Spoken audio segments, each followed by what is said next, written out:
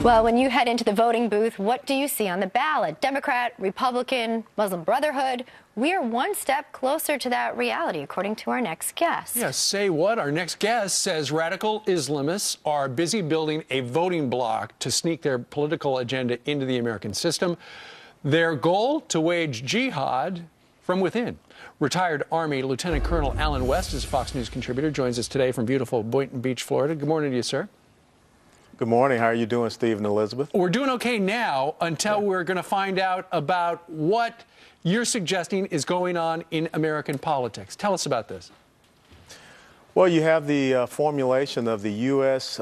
Council of Muslim Organizations, and it's very disconcerting because back in 1991, there was a document that was written, and it was called the Explanatory Memorandum for the Strategic Goal of the Group or the Brotherhood in North America. And during an FBI raid in 2007 in Northern Virginia, this document was uncovered, translated into English, and we come to find out it's the blueprint, the campaign strategy for the Muslim Brotherhood in the United States of America. And the groups that are forming this new Council of Muslim Organizations like CARE, the Council for American Islamic Relations, Muslim American Society, Islamic Society of North America, all of them have ties back to the Muslim Brotherhood. As a matter of fact, CARE is an unindicted co-conspirator in the largest terrorist funding case, the Holy Land Foundation case in the United States of America. And recently CARE has gone out and protested against a documentary like the Honor Diaries being shown, and campaigned heavily against Ayaan Hirsi Ali at Brandeis University to get that honorary degree. But now they're forming some type of political party, a voting bloc, as they call it. In this country. The institutionalized party. That's right, the institutionalized policies that favor them. Right, and one of them actually had a statement on bin Laden, calling him a visionary. They said he was a visionary who believed in the possibility of an Islamic state in Afghanistan, the possibility that this thing might someday be. There was nothing wrong with that dream, even if it differs from that one that all Americans have here for themselves.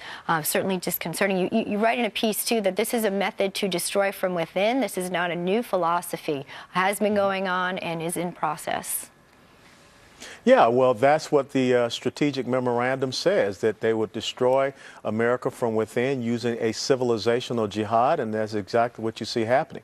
As a matter of fact, the chairman of this new Council for Muslim Organizations, Qassam Jamal, is tied back to the infamous Bridgeview Mosque in Chicago, which once hosted the spiritual mentor of Osama bin Laden. So all of these things are happening right under our nose, and for whatever reason, we have politicians that don't want to confront and don't want to combat this issue. It's interesting. Something that an issue over the last couple of years have been it seemed like it was successful here in New York City, the Muslim surveillance program. Well, the new mayor, new police commissioner here in New York City, despite the fact that New York City is the top terror target in the world, they've discontinued the program because it just isn't PC, Colonel. Yeah, you're absolutely right. This is another example of political correctness trumping security, and God only hope and pray that nothing does come, of this. Because just imagine if we had a unit such as this in Boston, maybe we would have been able to find out about the Tsarnaev brothers and some of the heinous things that they were saying that really even caused members of the mosque to outcast them. But, when we once again start to go down this path of where tolerance becomes a one-way street, it leads to cultural suicide. And I was listening to the police officer and the Brooklyn, mayor last night. Right. And that type of relativism is truly ill-conceived, and it's very blinding to the truth. Right. You speak of Mayor de Blasio. This is what he said in terms of handcuffing the ability to use surveillance. He said this reform is a critical step forward in easing tensions between the police and communities they serve so that our cops and our citizens can help one another go after the real bad guys. Will this fail?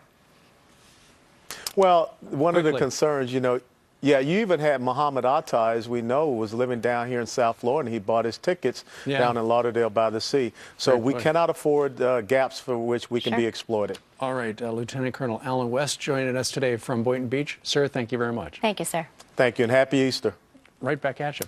And we'll be back in 2 minutes.